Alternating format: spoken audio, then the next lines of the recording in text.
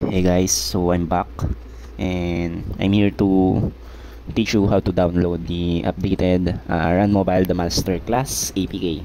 So yun na nga, just go to their official Facebook page, Run Mobile the Masterclass. Okay, then here you can check their post, server up, then you can read the patch notes here. So let's check it first. You can go to runmobile.com. That's their official website. Then you can check everything there, the rankings, etc., or the mall donation, how to donate, and more. Now let's go here. Okay, welcome to the latest 1.6.6 patch update. So here, just read all things here so you can be updated, no? So here are the general updates, no? I'm just going to read. PK Streak visuals updated. Okay, PK Streak. So I'm not sure what kind of PK Streak to. So maybe like killing spree, double kill, etc. So maybe yun. And chat box visual update and fixes huge emoji issues. Fix Chinese and Thai language support, remove Christmas related updates. Okay, all the items are already removed, so I'm not sure if you can still have the Christmas items, no, for exchange using your tokens. Then fix megaphone to display on global chat, experiment boss monsters, now disregard buffs, the buffs. Cupid NPC now available at marketplace. Anti-Marites took a day off for the upcoming Valentine's Day. So they remove Anti-Marites. So maybe it's because they already have free refines at the website. So we don't know, but good thing meron pa ring free, no? So skill updates, fix stats for passive skills, brawler, ayan, swordsman, Inferno, Blood Rain increase from 45 to 270. So they updated the skills.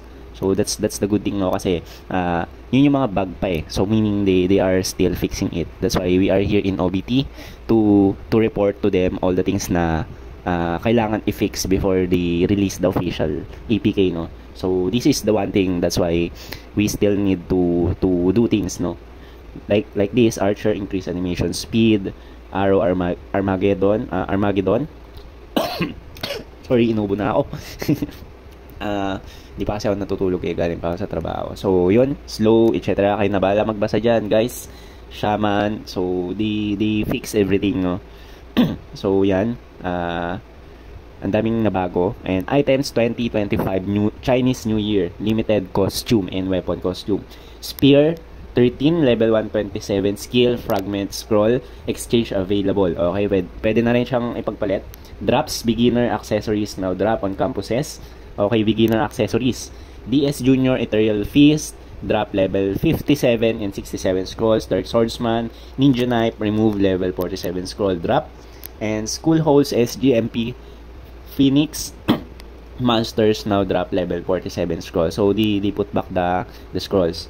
Level 80 accessories now can be dropped on Warp map. So yan, Spear 10 and 11 fragments drop rate increase in prison. O yun guys, no, tama na reklamo nyo, dadami na yung mga pang 117. So tumaas na yung supply nya. Same sa Spear 12, 117 skill, drop rate increase, and middle hall.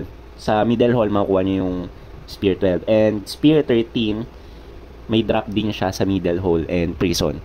Alright, so now let's go to download. So dami natin sinabi, no, but I just want you to first read everything, no, because this is the most important thing before you download everything, para mabawas-bawasan naman yung pagngangawa natin, no, yung pagtahol-tahol, kasi developers are doing their best para dumating tayo sa part na yung official release nito is talagang wala na kayong problemahin, di ba? And as they promise, walang reset na magaganap. So tigil-tigilan yung sinasabi nyo na magba-back to zero, no.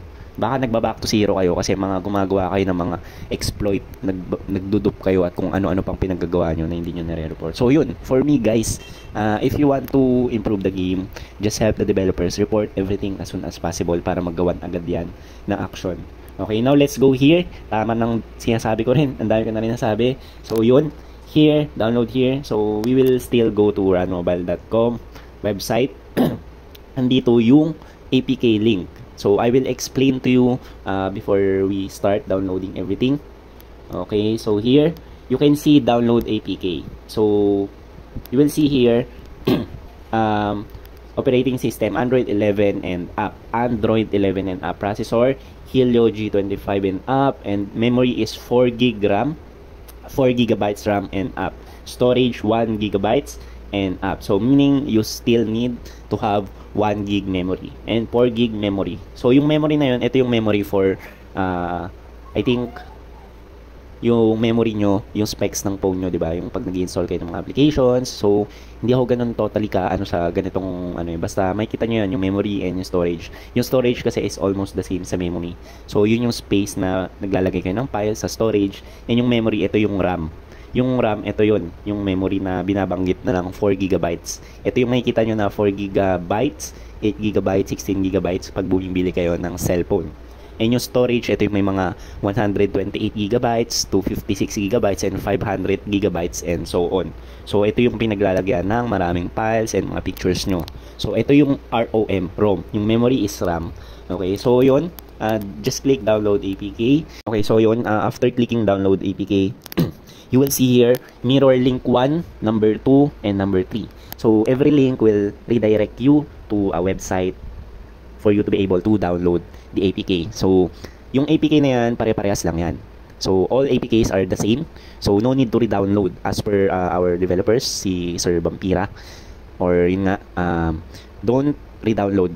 Especially if you are using data only. Naka-load ka lang kasi masasayang yung load mo. Don't waste your data by re-downloading.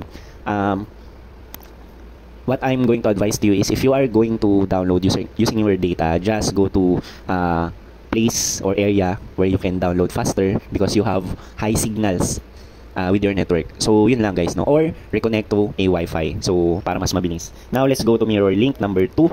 I think ito yung palagi kong pinupuntahan. Mediafire.